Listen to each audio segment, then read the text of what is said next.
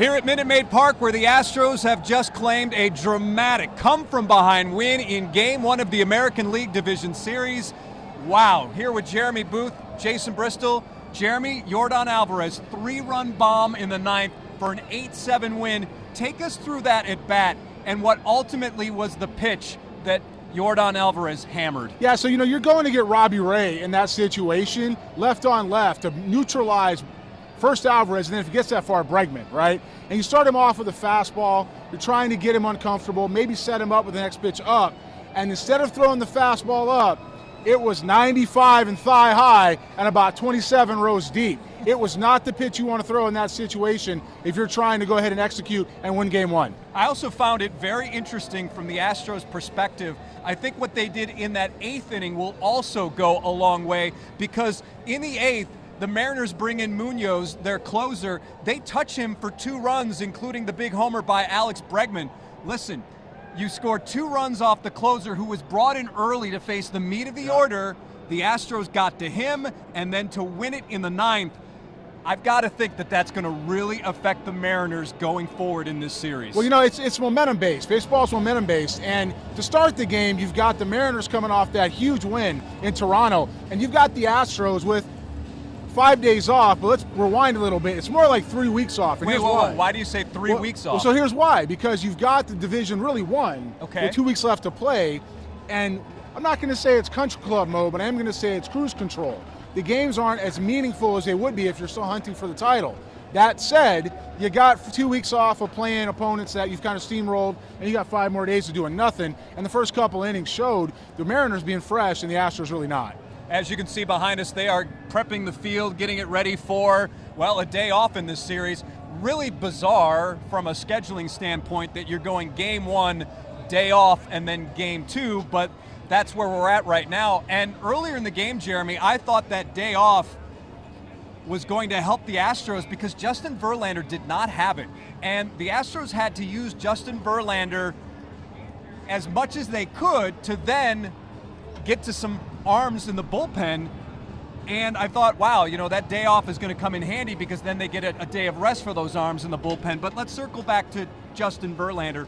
This is now the 4th straight postseason start that Justin Verlander has allowed at least 1 run in a first inning. Was it rust with him as well, or did you see something different from JV? He's just living in the middle of the plate. I mean, that's really all that is. And if Justin Verlander has half the start, you don't really get to Yordan Alvarez in the bottom of the ninth because the game's over the other way. It's a situation where he hasn't had the best track record early in the postseason. I think that's fair. But early in the games in the postseason. But just Verlander, still Justin Verlander. And I'm giving him the ball any chance I got with a game on the line, with a game to win, to start a series. Doesn't matter. He's getting the baseball. And living in the middle of the plate against a team like Seattle, who hasn't been here in 21 years. There's some history with me in that city, and I can tell you, having been here in 21 years, they're in a position where all they're trying to do is compete, pitch at a time. They're swinging early, they're hunting velocity, and that's what got Verlander into trouble. So let's back up a little bit. Jeremy used to be a scout for the Seattle Mariners. So, Jeremy, for years, you were in Seattle for 3 or 4 years? 4 years. Yeah. So, obviously, it's a different regime now, but it's a situation where you know what baseball means to that city and how hard they have worked, and finally to get to this position and to have that lead going into the latter innings and then to just blow it. I can only imagine what the people in Seattle are saying right now. And I will say, having spoken to some people who cover the Mariners, bullpen usage by Scott Servais has been a bit of an issue this season, and no doubt those questions again are going to be the hot topic in Seattle. If you look at the teams that purely do the bullpen by analytics, you can go back last year to watch, or 2 years ago, Dodgers, right? Yep. When the Dodgers are here, they've given away how many postseason games over the bullpen management? You look at today, let's assume that's what happened, and how Servais pitches guys out of order, going to get Robbie Ray in the bottom of the ninth. Probably some numerical matchups with that dominated the thinking. If you go back and look at A.J. Hinch in this ballpark in 2019 with Will Harris. Yep. And Howie Kendrick and the home run to right field. The history is that you've got to have some kind of game feel and gut to go along with it. And if all you're doing is the numbers, it usually doesn't work out well with the bullpens in the postseason. But I would say I think that Scott Servais did have some feel by bringing in Munoz in that in that eighth inning. I mean, to me, you're leading off with Jeremy Pena, Yordan Alvarez, Bregman, Tucker. You've got the meat of the order. I think modern baseball would say, yeah, why wait till the ninth inning? Bring in your main guy in the eighth inning to then get those guys out of the way. Well, then we got to finish the ninth inning. You can't go into that situation having that guy in there to face those guys the first time and not finish it with Alvarez. That's not what we're trying to do here. If you're going to get the ball in that type of situation, you have to close the door. To go back and get Robbie Ray to face Alvarez is a failure by how you manage your bullpen. Now, maybe a small failure. It may not be a series-ending failure. It is a momentum shifter.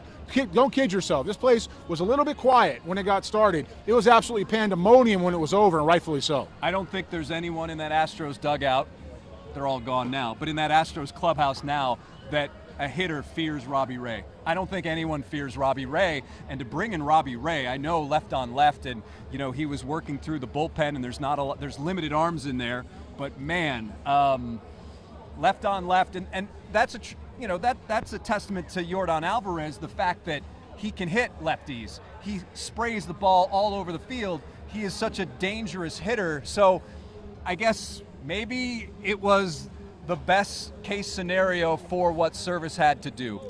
He had to work with. If you go get your closer in the eighth inning, he gets the ninth. You got to give him, especially here, you got to give him the ninth inning. And if Robbie Ray's coming in, to your point, let's say you don't fear him. But because he threw so many pitches in that eighth inning, he probably didn't have anything left in the tank.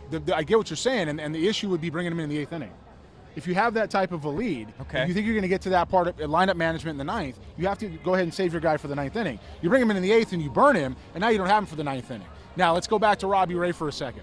I don't care who's pitching. If it's 95 in the middle of the zone, right down the middle of the plate with Yordan Alvarez, he's lucky that ball was stayed in the ballpark as far as the stadium. Yeah. That thing should have gone to Yellowstone, okay? And he hit it as far as he could, and he got every bit of it. But that's the type of guy you're facing, which is why you don't get Munoz in the eighth inning in case that comes up. You have to have somebody close the door besides Robbie Ray. That said, if it is Robbie Ray, it tells you where the bullpen there is really at. It's thin. It's not going to be as good as you maybe have thought coming in here, and the Astros as good as the pitching has been. If they can get quality starts and shorten the game, their bullpen should dominate the rest of the series. Bright spot for the Astros in this one, other than the obvious, the game-winning home run.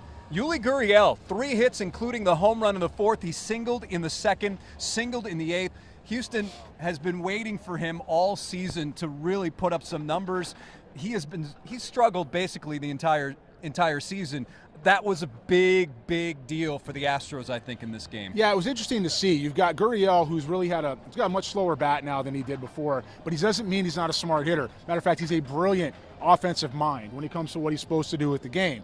He hits breaking ball early base hit, home run, breaking ball early extra base hit, and you're thinking, what are we going to do here? You going to throw him another slider? We're going to keep throwing him sliders. That's the bat speed, and he goes and gets Munoz. And Munoz comes in with 116, and Gurriel stays on it and drills the ball in the right center field, showing how to pick apart an at-bat, how to set up a pitcher. Yuli Gurriel, which you can't replace no matter what Father Time has done to the bat speed and the skills, is that he was still once one of the best players in the world. And you don't get that good without having and he's one of the best players in the world now in the big leagues. I'm talking about when guys that can't play here on the planet. You don't get that way by not understanding yourself. And he has exceptional instincts, and that's what that was today. A big topic of discussion throughout this season has been Dusty Baker's lineups. He went with Jeremy Pena in the 2-hole and then had Chas McCormick in center, Martin Maldonado batting ninth, and Trey Mancini was the DH. He likes to have a defensive type center fielder when Justin Verlander pitches because of Justin Verlander's propensity for fly balls. Some people thought, okay, maybe Dubon. Dusty Baker put that to rest yesterday, saying, no, we need more offense. Chas McCormick, he delivered with a single and scored in that third, but did you have any problems with Dusty's lineup for this game? I don't. I think I like the way Dusty manages because he knows his players. When you're in the clubhouse, especially right now, all the information that goes on, everything that comes in, you got to know your players. And if you're knowing your personnel, Justin Verlander's a four-seam pitch guy whose the ball does this, it spins that way, and those balls are easy to lift. So that's why he gives up so many fly balls. So having a guy that can track the ball down and still produce against Logan Gilbert was very important, and that's exactly what he went with today. The momentum shift. Was this a series ender? I know it's only game one, but I did the research yesterday.